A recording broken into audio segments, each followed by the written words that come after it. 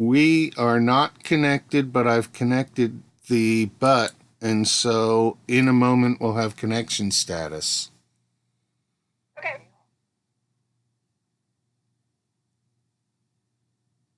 Welcome to Radio 101. All right, we are back. Sorry about all that difficulty. We dropped some of the electronics. And so, since the electronics dropped off, I had the station open, but no access to the Discord. And so now we're back. We are back in Discord, and I believe Bridgette, if you can pick up where you Yeah. were talking last, we were. Where were we? We were in the nutrition of vegetables, weren't we?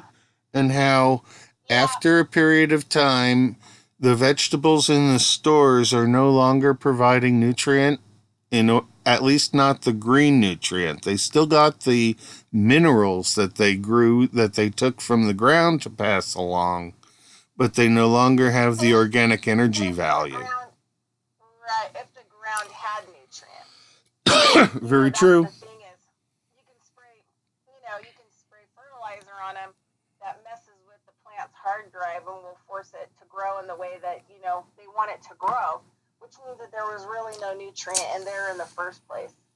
So um, Yeah, most what you're of the fertilizing with is nitrogen, phosphorus, and potassium.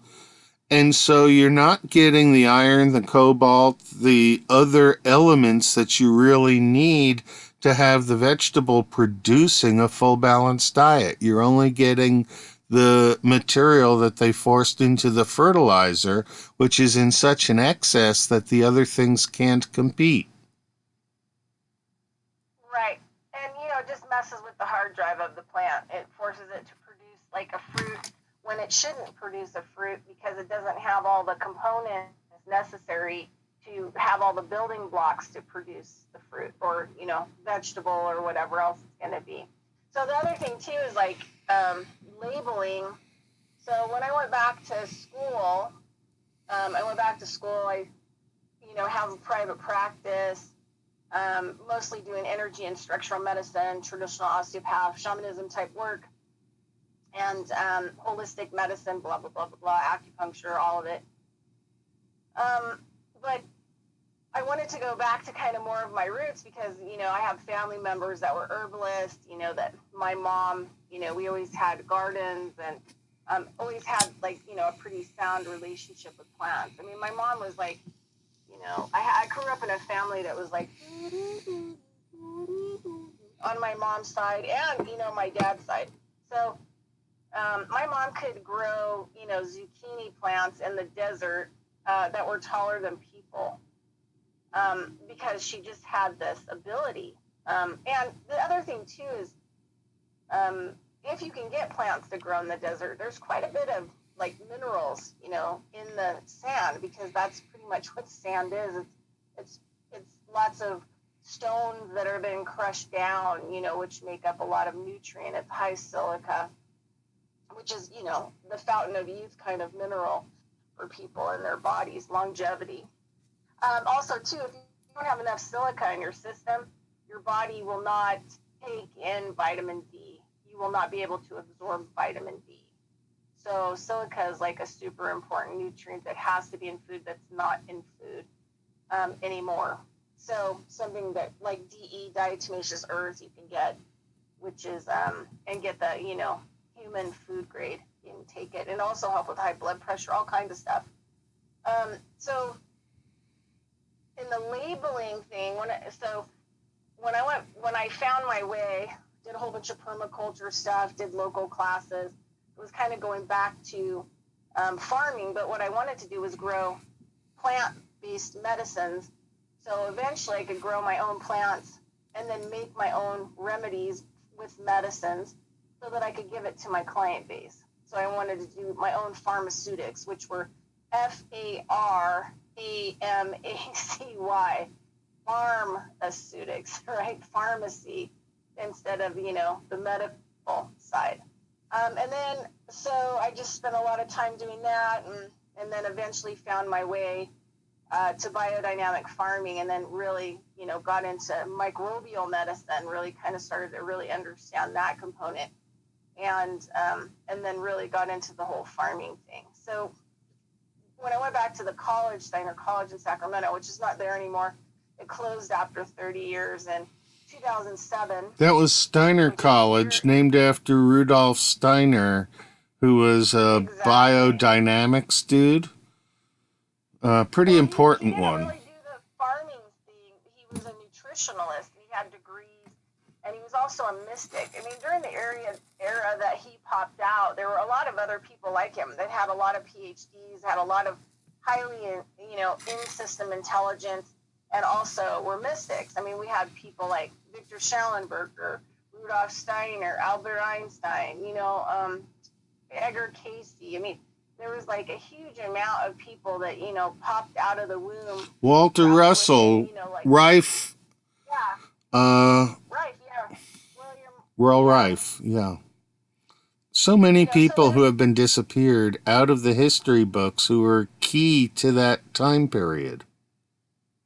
Yeah, and so they were, they were both. They had foot in both worlds. They had big degrees, and they also, were kind of mystics pulling stuff out of the ether, and creating amazing things. So Rudolf Steiner's work was solid in nutrition and plant-based medicine, which is the anthroposophy part of the equation. So we're really behind in the United States. In Europe, they have anthroposophy medicine schools that people graduate from, college as doctors, medical doctors, and then they continue on into Rudolf Steiner's anthroposophy, plant-based and nutritional courses. So Rudolf Steiner was murdered by poison in 1922, I believe, but his work continued on. And so the biodynamic end of it was a very small part, because he really wasn't interested in the farming, but he knew that he had to help the farmers to come up with remedies, because Rudolf Steiner could see 500 years into the future. And so what the land and everything was going to be like, and it looked bad. So he, worked with the ethers and created these, kind of remedies using plants and animal parts and cow pucky and all kinds of stuff to actually re-microbial sterile land to be able to grow food and fix nature. So when I went there, part of the college, there's a lot of different curriculums that I could take. Waldorf comes from there. CSA, community-based agriculture, CSA boxes and all that is a form of biodynamics. So a lot of things that people see in the sustainable community were actually part of the biodynamic systems that have been developed over 150 years, probably. So yeah, what biodynamics really is it's paying attention to the mechanism of chemistry while you're looking at the whole distribution system of the plant kingdom, so that by understanding what needs to be in which place at what time, you can save a lot of work by having things there when they belong there, and save a lot of pain by not having things that don't belong mucking with your system. Yeah, well, biodynamics is an enclosed system, and it becomes an organism, right? And then you have all these, it's like a body, a physical body, and then you have the stomach digesting, then you have the heart pumping, and you have all these different organs within the body, but the skin encloses the whole system. And that's basically what biodynamics is, which means that you cure your system and develop it. And the animals have a part, the plants have a part, all these different aspects have a part. And then it becomes like a full operating organism, and you don't bring anything new into that organism that will cause it to cause an imbalance. So in order to have a biodynamic farm, that's 50 years. So in order to get to that point where you have a full functioning organism where everything is doing their part of the system, that's 50 years. It's like a 50-year project. to get a full-scale biodynamic farm operating. Yeah, I've got a effortlessly with 2-year-old all of the stomach. components. We've got a What's 2-year-old that? little. We have a 2-year-old little stomach here that's biodynamic. Yeah, the compost. Yeah, and it's So, good but you know, stuff. the other thing, yeah. So the other thing too is like one thing I learned about when the first time that I ever witnessed biodynamic compost was that I really understood alchemy. That's when I really started to kind of understand alchemy, the ability to turn, you know, take these things and turn it into gold. Because this guy had really developed like this gold fleck and a lot of other things into this compost, which just blew me away. And the energy that came from this compost was unbelievable. So that's kind of like, for me, biodynamic farming was very shamanistic. You know, it took plant matter, it connected it to the cosmos, brought in, you know, all those energy functions, and it all functioned. So it was like this nature farming, you know, thing that was kind of had those things that I was looking for. So I went to the nutritional part of the course, and then so I took nutritional stuff. I took a whole year of phenomenology classes, which if anyone's close to a Steiner college and they offer phenomenology courses, I highly recommend that you run, don't walk, and get yourself into those classes because they are the most mind-blowing, life-changing courses that you could ever begin to even fathom. Well, And now you got to the way tell it works everybody is like, what phenomenology is, because I don't think most people have ever heard that word. okay, well, it's off the Rudolf Steiner, you know, branch, but a lot of it goes back to how Gruda would have done studies, and so they call it spiritual science. It uses your left and your right hemisphere, and it's the phenomenology classes that I took were all kind of plant based, animal and plant based, and each class would be, you know, like 8 hours long. Say, for example, we were studying leaves. So we would be asked to go out and collect 5 leaves, and those are the leaves we'd work with all day. And then, you know, we would do different kinds of things to activate the right and the left hemisphere in order to gain, you know, a full understanding and knowledge. We, you know, tape the leaves to the window, look how the light looks through them. We would organize our leaves, you know, in the way that we needed to organize them with our brain. And then we'd have to work in groups, and then we'd have to organize our leaves together. You know, when we did animal studies, we took, you know, feathers from animals and did all kinds of stuff. We'd stand outside and see how the air pushed them around. We got up on ladders and dropped them and just see the different kinds of leaves or the feathers from the different parts of the animal body and the different ways that they moved through the air and landed. That was really interesting too, because we looked at the, you know, the bone structures of birds.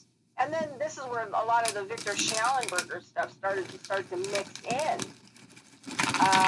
So there was a lot of those kind of components in the study as well. Yeah, the But Schauberger you stuff know, concerns water and the aspects of using living water in these type of systems. well, no, he actually had 4 areas where he did major studies. So, you know, one was earth, soil, a lot of those kinds of studies. He has like 4 books.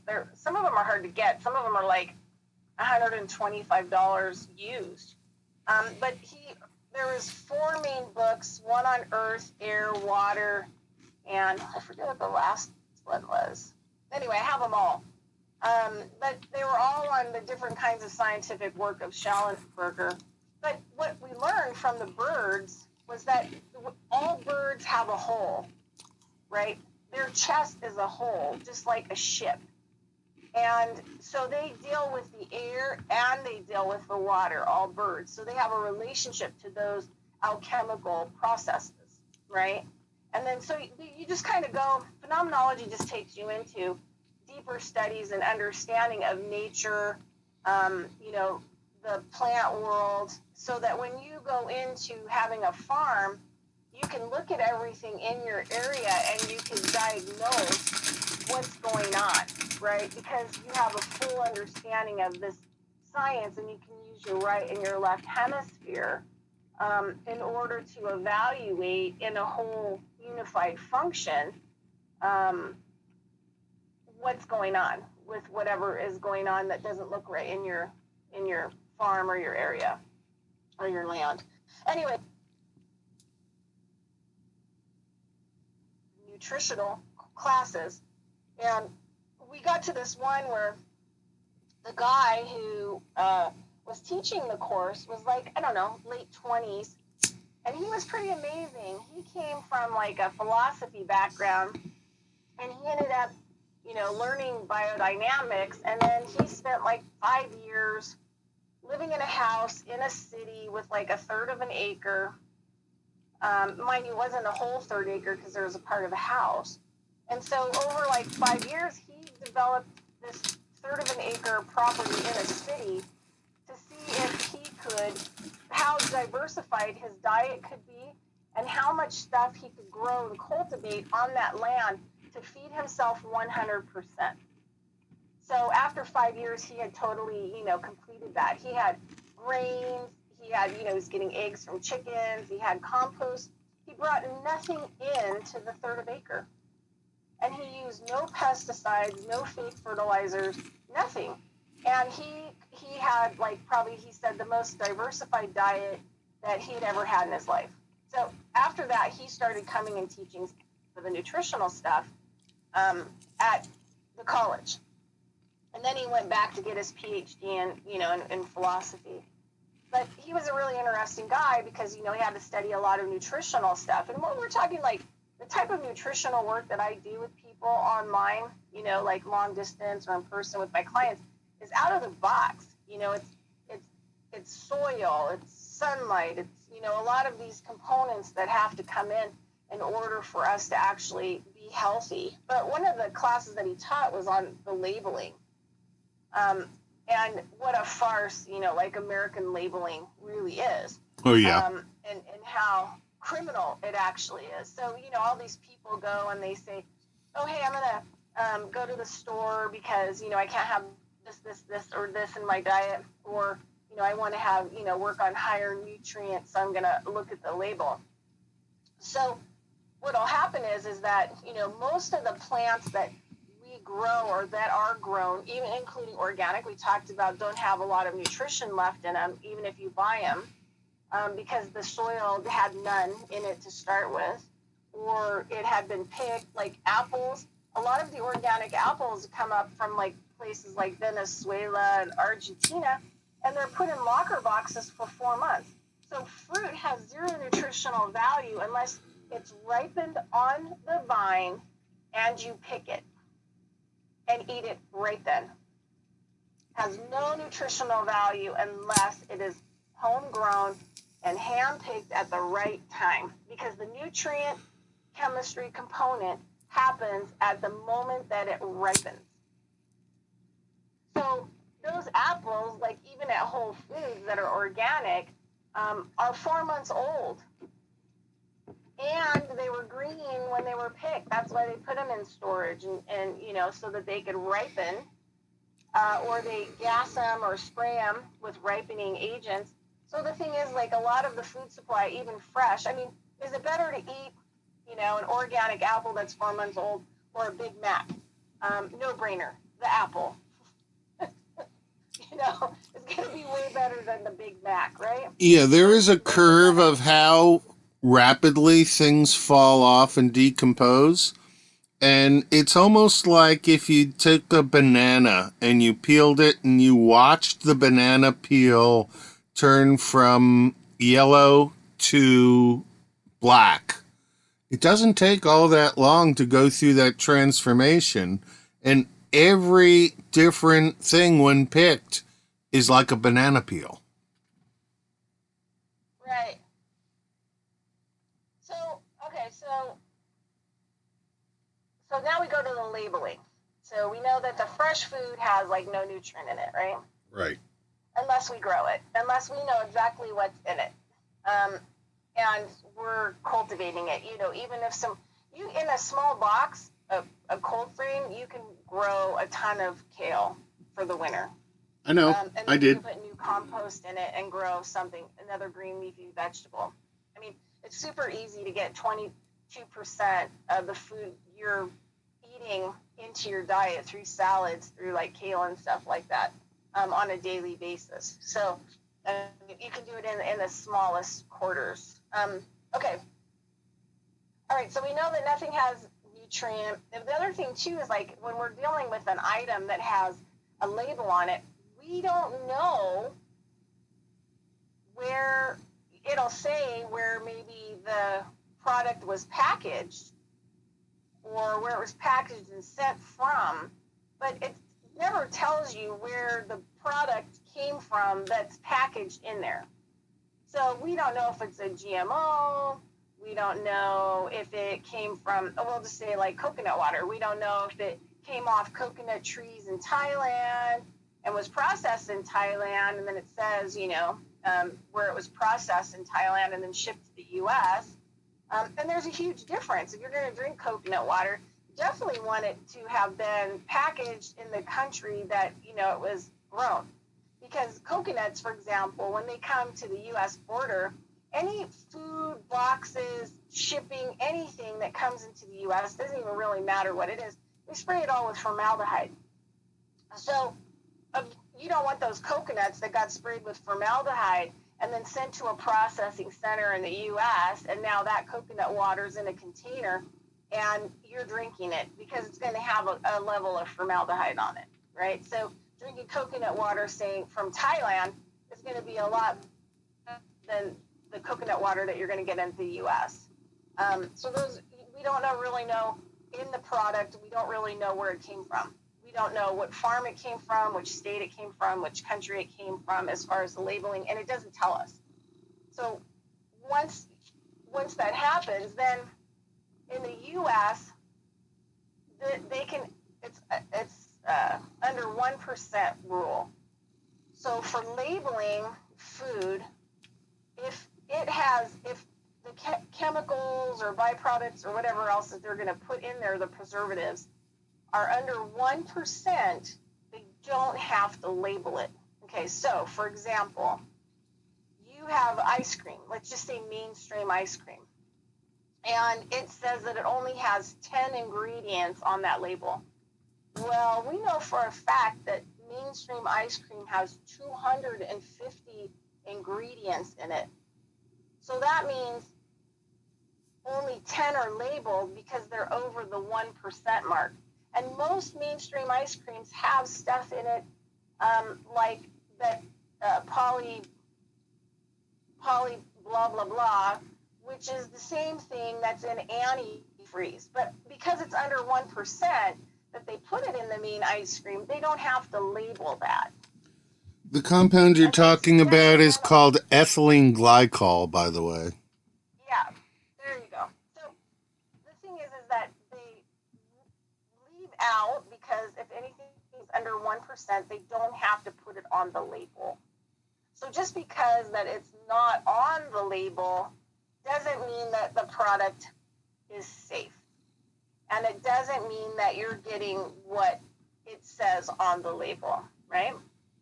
This is how, in Europe, this stuff doesn't fly. In Europe, if you have a GMO, you have this, that, or the other, or you have a hybrid, then you have to label all that stuff, especially fresh produce, like exactly what's in it. So we have the ancient plants or ancient seeds that were cultivated by, the indigenous people on the planet. Then we have an heirloom type seed, right, that was developed probably, mostly like white races and stuff like that, or let's just say wheat. Like wheat was a weed plant, just like weed, marijuana, that grew like in the Afghanistan area, and they would pick it when they were nomads. And so some of the first in our, repopulation, right, phase, the nomadic people cultivated wheat, and then they moved into villages, and then they would have started doing agriculture and growing wheat crops and a lot of these other crops. So that's when we're talking about heirloom. That's kind of like what we're talking about. And so it changes the genetics of it because, you know, it went from being a weed, people collect nomadically, to actually grown in fields and crops as, you know, a main food staple or a source. So then what happened was is we moved into the hybrid era where they genetically modified plants by splicing them with other things. So, for example, tomatoes was one of the first things that was spliced into a hybrid. And a lot of mainstream tomatoes were hybrid with a shrimp gene so that they could grow in cold climate and so that they would last a lot longer in a refrigerator. That's why tomatoes, you know, mainstream tomatoes just seem like they last forever, especially if they're in a refrigerator. But this is dangerous because, say for example, you have a child that has a shellfish allergy, and the child eats a tomato that has a shrimp gene in it, and the allergy is severe enough that the child can die, go into anaphylactic shock, and then die, and the hospital still never know what he came or she came in contact with, right? Because in the United States, they don't label things properly, right? And they're not forced to because we live in a capitalistic society. So it's all about the money. So after the hybrid, you know, they moved into all these hybrid foods and plants for better shelf life and this, that, or the other, so that the chemical farmer, you know, the industrial commercial farmer would have a better product and it would last longer by the time it got to blah, blah, blah, blah, blah. So that way a lot of the product wasn't lost, so farmers still could make, you know, pretty good money. Then next was the GMO, where they actually started injecting, you know, types of chemicals and using, I think they use like bacteria and all kinds of different stuff to put a pesticide into the plant. So as the plant develops, it produces its own pesticide. So that means the food that you're eating from that plant has, you know, it's like eating Roundup Ready, right? So you're eating like pesticides. So it will damage your RNA and your DNA from being able to replicate. So what does that mean? Well, that means that when most of your organs are supposed to regenerate every 6 months. There's a lot of things that can go wrong. Toxicity can cause your body not to regenerate itself. If there's too much toxicity, say from eating GMOs, because of all those poisons and stuff in your system, then the brain can't use the wiring of the nervous system to send a message. It gets clogged and blocked, and because of all the chemicals in there, it's sending a bad chemical code. Let's just say that. So then the brain can't regenerate the heart every 6 months, right? So because of toxicity, the brain can't go in there and say, hey, heart, it's time to regenerate. Then what happens is, all the responding matter in the heart says, okay, brain, we'll go to the DNA blueprint of the heart, we'll remap it, we'll copy paste what's there, regenerate it. And they say that it regenerates in a way where there won't even be one cell left, which means there's no material left in the heart that was the same from the old heart. It's totally been regenerated. But if you're eating toxicity and GMOs and stuff like that, and it's damaging the RNA and the DNA, that means that the material in your body that needs to go to the hard drive and copy paste it is copy pasting codes that are completely, effed up and wrong. And then developing a new heart from that system, if they can communicate, because there's too many chemicals in the body, which is causing the neurotransmitters and the communication pathways to be way off. So essentially, what you're saying is that you've got a box of Legos and somebody's made some Legos that stand out, but that the process of biology, the RNA and the DNA, go and they grab the wrong Legos and they start building the system with Legos that are the wrong shape.